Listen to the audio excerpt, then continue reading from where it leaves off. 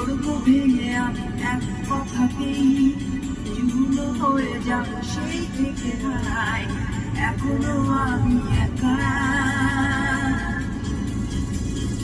এতদিন পরে